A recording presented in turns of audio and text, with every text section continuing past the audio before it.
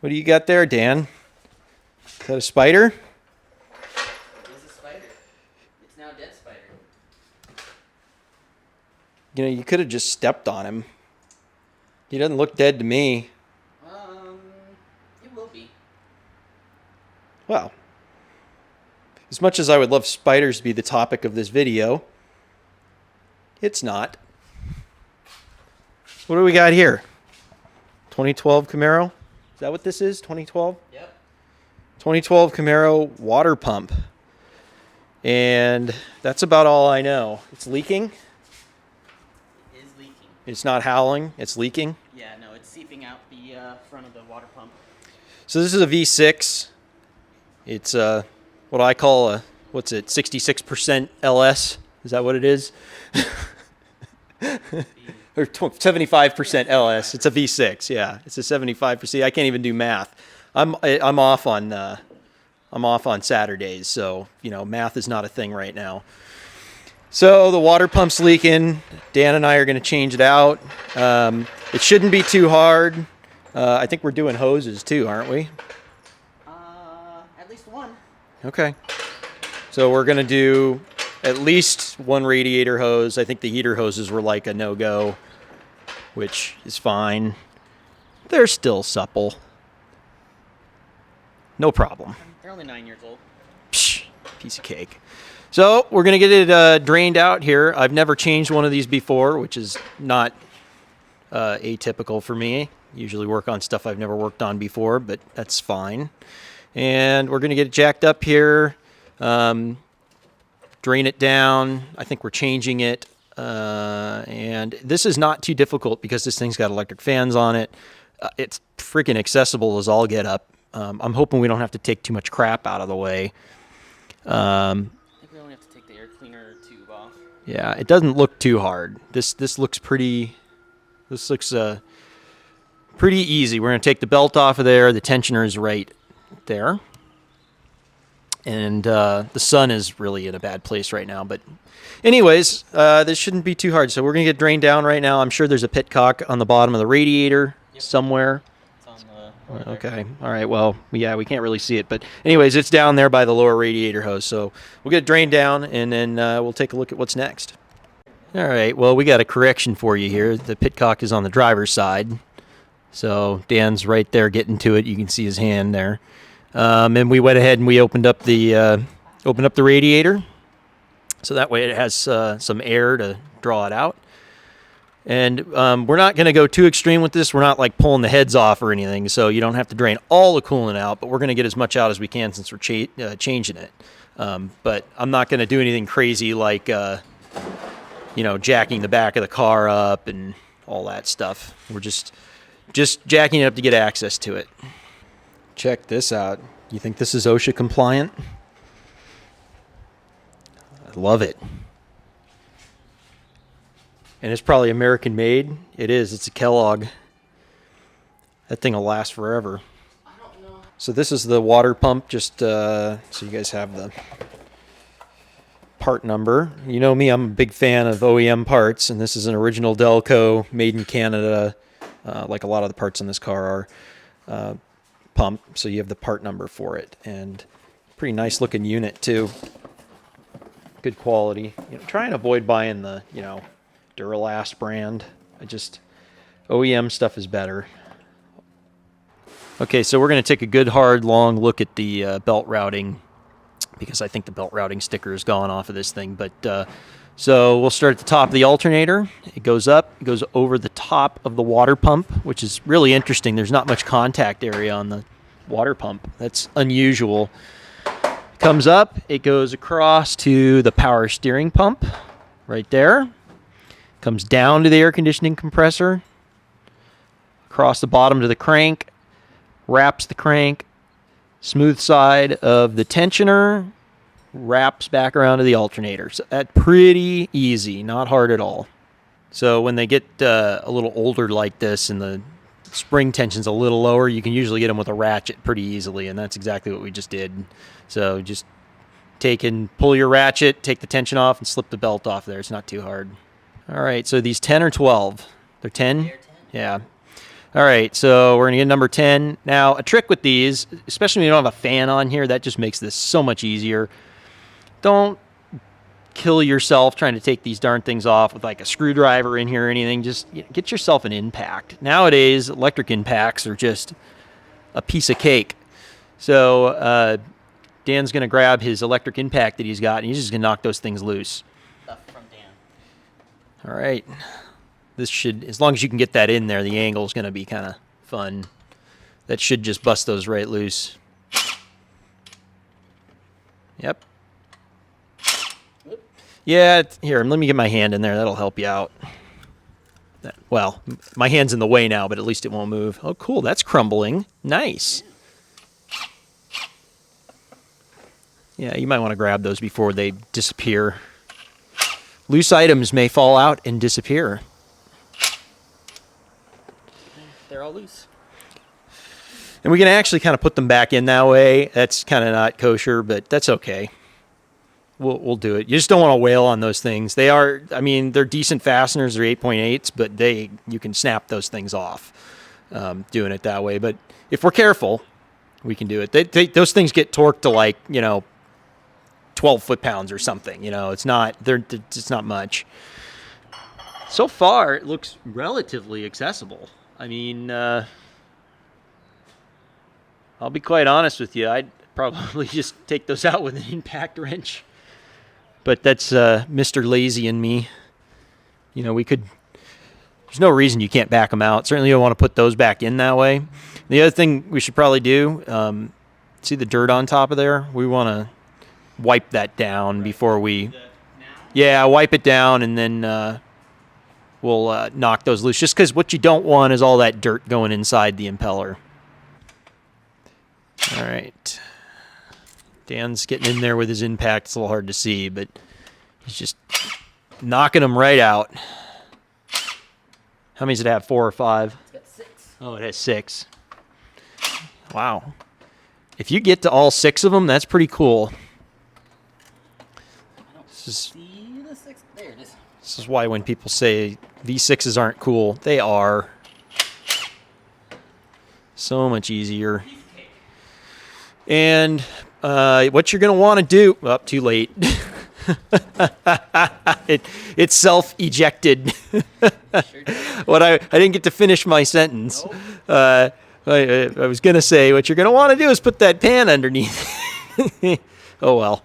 A little bit of coolant never hurt the ground. That's true. It didn't.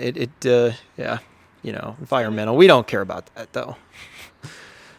You got it? We're just going to make a big mess. That's all.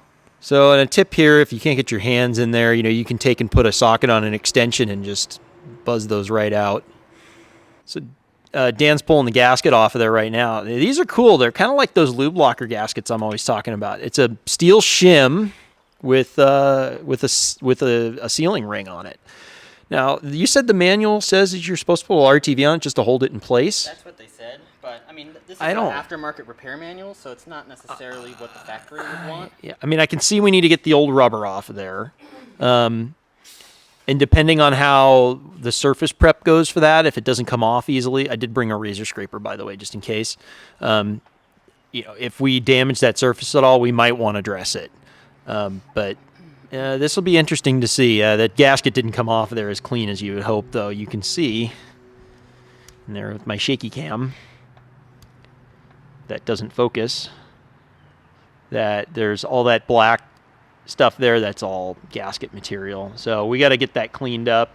That's probably going to take the most time, but yeah, we'll see. I don't know. We'll think on that, whether we're going to put anything on it. All right, so the first thing that we're going to do is spray a little bit of our California brake clean, which doesn't have anything in it, onto a rag, and we're going to see if that takes that rubber off of there. Yeah. It's coming off? Okay. So we have a couple options here. If it doesn't come off, or it doesn't want to play nice, we can use a little Scotch-Brite. I'm just trying not to, we don't want to ruin the machine surface if possible. But it does look like brake clean's taking it off. So that's a good sign. So this is just tedious work, but you got to get that all off of there. You want to have a nice clean surface. All right, so what crap manual is this? Ah, Haynes. Is that the one that's going out of business? Is it Haynes or Chilton? One of I them's don't remember. One of them's going out of business. Anyways, yeah, they got all these lovely pictures, and this is it right here. And then they're like, apply RTV, or if it's an O-ring, it's like, what, you don't freaking know what the gasket is? They only make one gasket for it, and it's coated, right? Oh, it came with new hardware too. Good. That's excellent. I would look at this and I would say, this goes on dry. You don't do anything. It's a coated gasket. You know, why would you do anything? So finally, we open up the instructions that you can't read. And it says, yeah, it's got to be clean and dry. So, yeah, don't buy the Hayes manual. My guess is it goes this way. Well, line it up on the water pump. Flip it over. Oh, right. Yeah. So it is directional. Yeah, you got it. You're right. No, that's not right. Those both don't line up. What are you talking about? No, this is like 180 degrees offset. Oh, okay. Yeah, right. I was thinking flipped. So there you go. And the easiest way I think to do this, and I think even the instructions said to do, is just put a couple bolts in it, the ones that are probably the easiest to get to, and you're just going to put it right in there. Is those the two easiest ones to get to? Probably not. Okay. Well, great. Then we're ready. Does it go this way? Is the next question. Oh yeah. Well, we can figure that out here real easy. So those two are closer to each other. Yeah, so it goes this way. No, it doesn't. goes It this flips way. over. Yep. It's clock orientation science stuff. Yeah, it goes like that. Try not to lose the gasket. You need to go down and towards me. I'm just working on one hole right now. You sure you get the right one? It's pretty far off. Did we do it wrong already? I think we got it upside down. Okay, hang on. So say that again. I see what you're saying. It goes. We were trying to Put it in like that. It goes like that. Like this. Okay. Yeah, there you go. And I think now. I think it's just like this. Okay. Well, Right? 'Cause there's a hole. yeah. I mean, the whole spacing. You'd think it would be. Hold on. Prevent you from losing that. Okay. I think it goes. This one. Oh yeah, you're right. That looks correct to me. You already lost the gasket.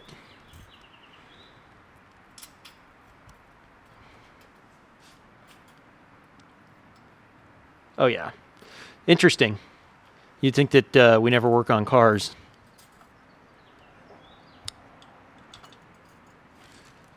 All right, well, there you have it. So and I knew that those two top bolts right there, those two. No, this is still. This must be upside down. Oh, really? Yeah. We still got it screwed up. This gear is. Oh, okay. So you're 180 out. La la la la. You know, it would be nice if they put the bolts in a way that it was easily visible what direction it was supposed to be. Well, it'd be nice if it was keyed. That's something you see on like Japanese vehicles a lot. They've got it keyed where you can't really screw it up. Yeah, that looks more correcto. Oh yeah, that's right. That looks way better. Where it's supposed to be. Yep, look at that. It went right in. All right, so yeah, the orientation is kind of a thing here. Now, a good way for you to tell now that I'm looking at it, now that we've got it in here right, is that hole, the weep hole is what you would think is a weep hole, is on top. So that's, if you're watching this and you know how to do this, that's how that's done. All right, so now that Dan's got it in there right, run all your hardware in by hand. Especially on this, it's pretty easy to do. So you see he's got an extension there with a socket. That just makes it so much easier. And there is a torque sequence for this. I don't know if it was on that little instruction sheet, but it is in the crap manual that we have. It is. It's basically the same concept as putting on a tire. So we're just going. Right, it's going across. The Okay. longest the direction that we can. That's how I would do it if I didn't have a torque sequence. But since they give it to us, we'll follow it. I'm just gonna put them on so that they're just snug. There we go. And then I'll grab the torque wrench. And this goes to 8 3/4 foot-pounds. I think it was 105 inch-pounds or something. I didn't bring my inch-pound torque wrench, but Dan's got one that goes down to 5 foot-pounds, so we'll just use that. It's close enough. So I stand corrected. The sequence is on here, and my eyes aren't that good, but Dan can read it apparently. Since it's so low, you can probably just go for it. If you want to go around before it clicks, you can. I like doing that. Yeah, I do too. That's usually what I do. Stepping them is good. Hopefully that torque wrench is accurate. If it feels like it's getting too tight at that, then we need to double check our number, but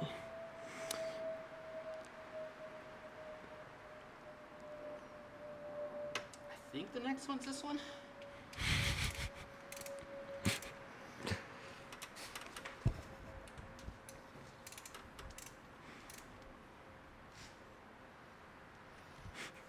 there's so many people who probably watch this go, just tighten the dang thing down, guten tight, you know? Yeah, it's an aluminum cover and it's an aluminum water pump. So I advise you to not do that. Ooh, that seems too tight. Here, you wanna? Yeah, hang on. Well, Dan had the torque wrench set wrong, which is no surprise. Hey, I'm not a mechanic. This is why you're here. Yeah, Dan's a software engineer. There you go. Yeah, I started watching you pull on that thing, and I go, something ain't right. It didn't feel right to me. It's not 15 foot-pounds. It's like 8. It didn't feel right to me, which is why I had to double check. Yeah, it'll be fine. It's not going to leak.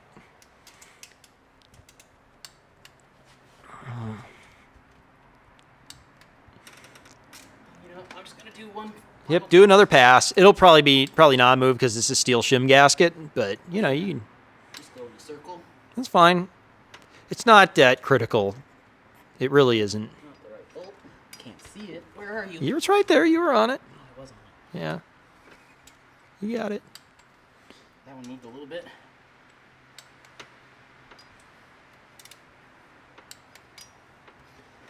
I think I did this one, but yeah.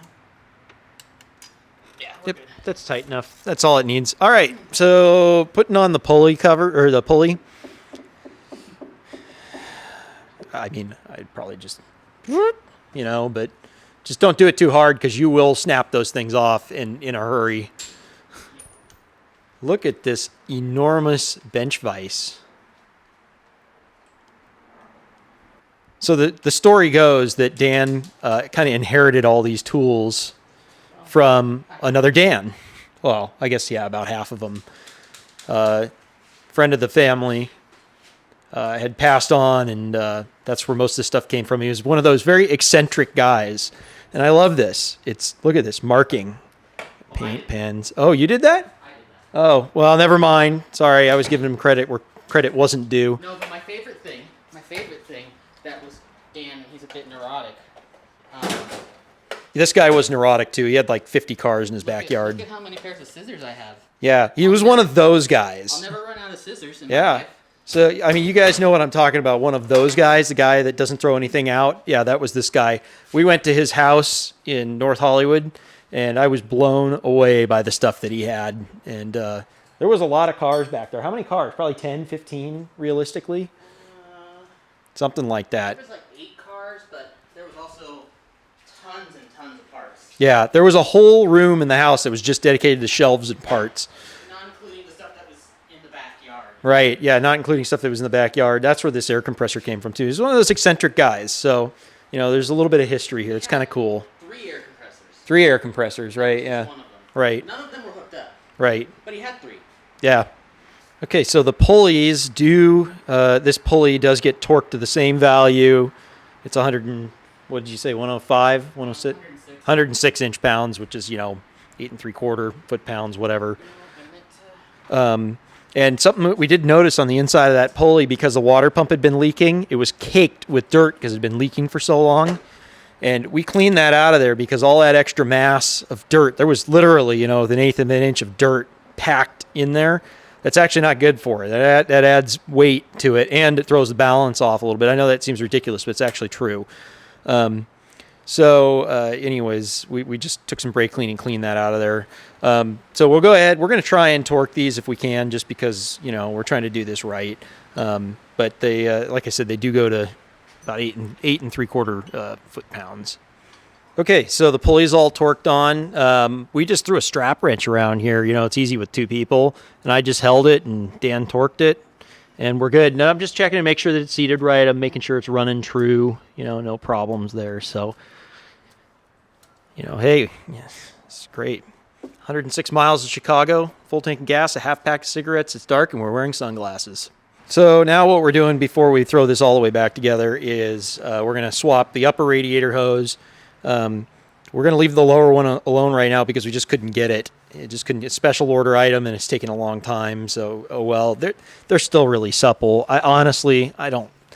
It's the material they make this OEM stuff out of these days, and it's actually OEM and not, crapo brand aftermarket stuff. They're, these things last the life of the car practically. This feels like new. So, but we will change the upper just because we have it. So luckily the radiator side, Dan just slipped it right off.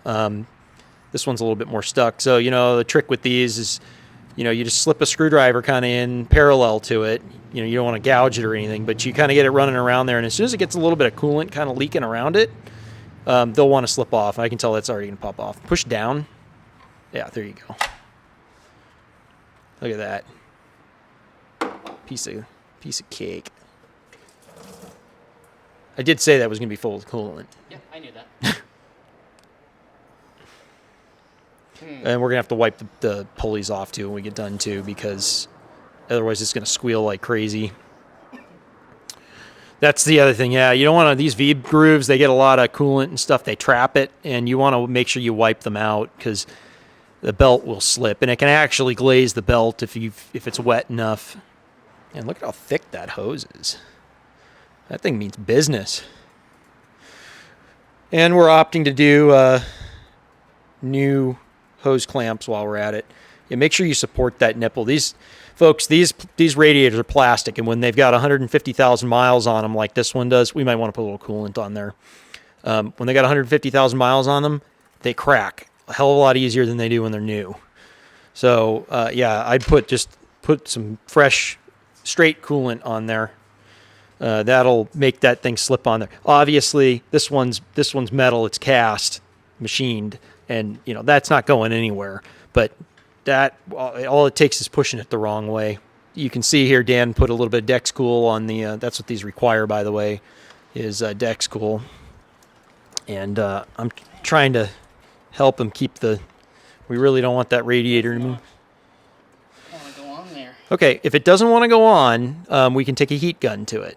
Well, we might want to just pop this out. Why is that going to help?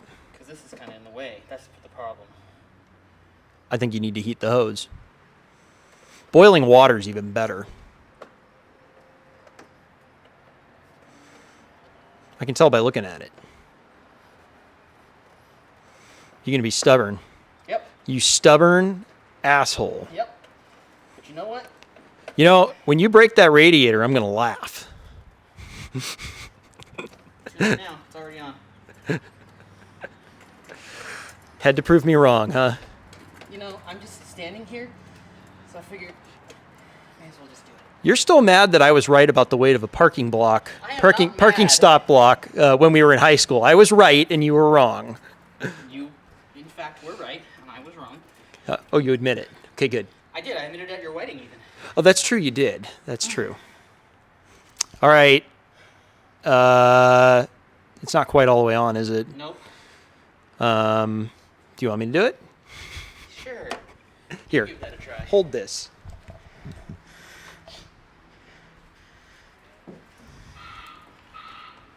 Watch. Now I'll break it. I'll blame you because you didn't heat it. I have a heat gun. What is that noise? Amazon. Jeez. Yeah, you should have heated it. I have a heat gun. Well, you can't heat it now. Well, you don't want to melt the plastic? Dan, I'm going to kill you. Just pull it off. No, I don't want to pull it off now. It's this far on. Damn it. Oh, wait, we're getting it. Okay, it's just about far enough on. There. You know what? That's good enough. It's not just good, it's good enough. All right, now I'm just mad at this thing. Well, before you put that on, What? let's make sure that the hose clamps are in the right orientation so that Well, they're you didn't easy. do that when you put them on earlier? Yeah, they're fine. Well, no, they're not fine. I can't count on you for anything, can I? You know, I was going to put one end on and then check it. That was my plan, which is exactly what I did. Okay, now we gotta put this one on. Let's do it here.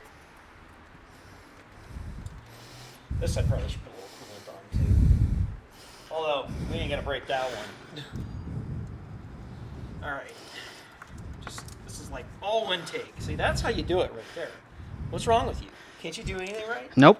Okay. Well, This- good. I this- didn't think so. This is why I have you. Okay. All right. Well, it's on. There you go, folks. That's how you're not supposed to put a radiator hose on. All right. Well, that looks like that was done by professional amateurs. Okay. Wow, those hose clamps are only about a mile too long. That's fine. Okay.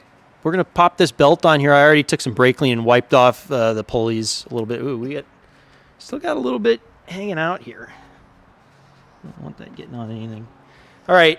You remember how to route the belt, don't you? You took a video. I did take a video.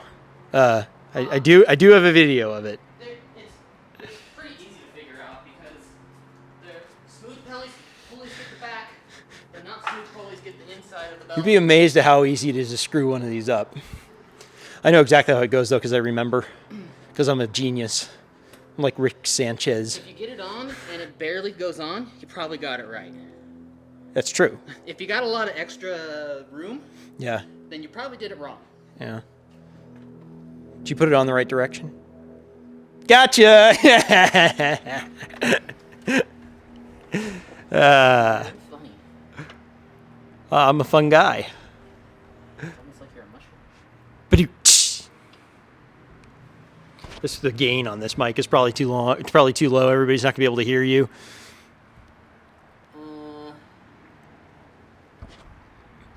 Here, we'll turn that up. Now that the video is 90% done, I turn the gain on the mic up. Do you want me to do it? I know you do, but I don't really remember how it's supposed to go. I know exactly how it goes. I know it goes like this. Yep, take that down to the alternator. Go from there to the alternator. Yeah, make sure you put a good twist in it, 180 degrees. Yep. Well, this lower hose pipe. What? Could you really be any more in the way? Yeah, it could. I didn't mention this before either, folks. That alternator pulley has a sprag on it. What the hell is up with that? They worried about the motor going backwards and running the alternator the wrong way? I mean, what's up with that? I have no idea why that is. Okay, so Dan is still failing at this. Listen, remember, software engineer. Whatever, you're going the wrong way. I know I'm going the wrong way. No, you don't. I actually did. No, you are still going the wrong way. You were correct. Go over the top. Here, I'll hold it here to make your life easier. Go over the top. Goes over here. Yep, power steering. That makes more sense. Look, I don't even have to watch the video again. Go down. It goes around this, and then No, go down to the AC. You're not listening to me. I was just questioning you. Stop questioning me. This is like Rick and Morty. Whatever, Rick.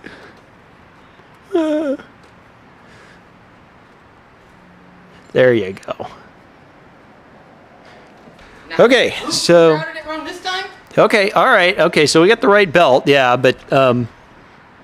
no, but I didn't tell you to do it that way either. You have it wrong. Again. Wrong again. You got to go underneath. Take it out from there. There isn't anything else to put it over there. Okay, hold on. Let me look at this. Go around this and then back around here. No, well I can't, because then it's barely touching this. Yes, it wraps around the crank. Here, I'll do it. So as usual, I was right. So it goes down under. I knew that it had a big wrap on the crank. I remember that. So it's got to go down under. You can't just bring it up from the AC compressor. It's not going to be right. And then we need to loosen it up just a little bit and realign that. It's too far. It'll align itself when you start it, but it's better to have it better. And then what you want to do when you do these, when you check them, stick your hand and feel it. And you'll feel if the belt is not wrapped on something right, you know, like the power steering is right now. See how the power steering is not wrapped right? Mm-hmm. See if I can scoot it in here. Oh, it's a terrible angle. There it is. You can see it. You guys see that? So we're going to have to loosen it and just adjust that just a little bit. But that's okay. It's all right to do that. It's just you want to get it on there. That's the hard part. And then you just loosen it up and realign it. I'm so glad I'm here to remind Dan to make sure and put the pitcock back in because he was ready to dump coolant into it. Well, I was just going to go get the tube to put in the coolant thing. I wasn't going to put coolant in it yet, but I was probably going to skip that step anyway. So you would have known it. Oh, yeah. So, yeah, that's a tip, folks. You know, I've seen people do that with engine oil, radiators. I'm trying to think if I've ever done it myself. I might have once or twice before. Look, if you've never done that before and you've been working on cars for any length of period of time, you tell me you've never left a drain plug out, you're lying to me because I know. So, yeah, you got to. Yeah. And I figured it out after 1 quart of oil.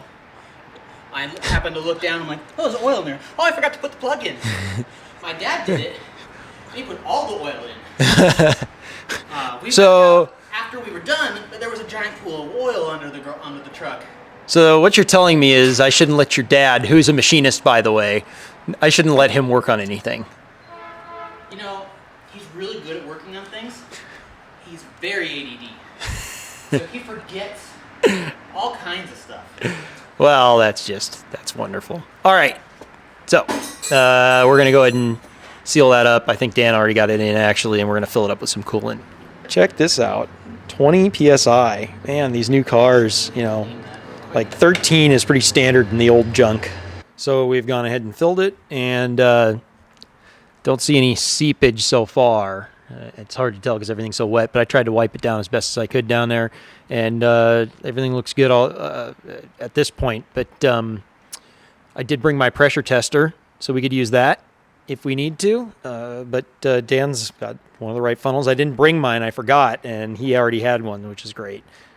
All right, we're going to fire it up now.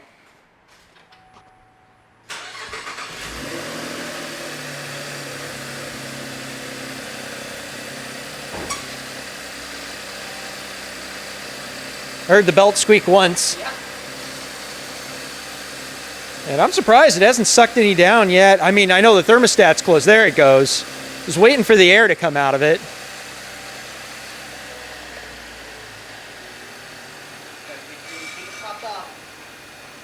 You got a heat shield loose. You go. Yeah, it's been like that since it was new. Since you're here, maybe we can, well, it'll be a little warm, I guess. Yeah. We could do that real quick before it heats up. The heat shield? Yeah. What's there to look at? It's probably broken. It's probably bent. Oh, well, yeah, we could look at it. No, because I want you to get the air out of it. You already started it. I've talked about these before. This is why you want one of these funnels. Allows the air to get out, and it immediately is replaced by coolant. So we've spent the better part of I'd say a half an hour getting the air out of it. I knew it would have a lot of air in it. It's been a little bit cranky. We let it get up to about, 215? Yeah, about there. About 215. Shut it down, and as soon as the steam cooled off, it sucked a bunch more coolant in. So there's probably a bleed valve on here somewhere, but we didn't look it up. But we're just keeping an eye on it now. It's all the way back down to 172, and it definitely took a lot more coolant. All right, folks. So this is one of those engines that is just like the LS. I got a friend with a 69 Chevelle. It's got an LS in it. They get air trapped in them. They just do. And so, like I said, we let it get warm and cool down, and it sucked a bunch more in. Now we got it to where we just left some coolant in here. It idled for a long time, and it was rock solid right around 180. That's exactly where you want it to be. So now we're just going to get it to cool down a little bit. As it cools, the rest of this coolant will go in. We can we're going to go ahead and pressure test it just in case, and check for leaks. And once that's done, it's golden. Okay, so we've got it idling here, and it's been sealed up. We let it cool for a little bit and then closed it up. And we're just checking for leaks. Now, my pressure tester kit won't work on this for some reason. I'm not sure why, but the adapters, we couldn't get the adapters to work. So we're just doing it the old traditional way. We're just letting it heat up. And we're just looking for any leaks, any drip, seeping, anything like that. I haven't seen anything so far. So I think we'll call this one good. This is not a hard water pump to change. This is probably one of the easiest water pumps that I've ever done. There's really nothing in the way. You know, we just took the standard plastic and air tube out of the way. You know, I mean, it didn't have to, like, you know, take the power steering pump out to do it or something, you know, like some cars. And you can see it. Yeah, and you can see it. On my truck one time, it was also with a V6, but couldn't see it because so much stuff was mounted at the front of the motor. Right, yeah, yep. So, yeah, that just, you know, this is a good setup. It's easy to change. So we'll go ahead and we'll wrap this one up.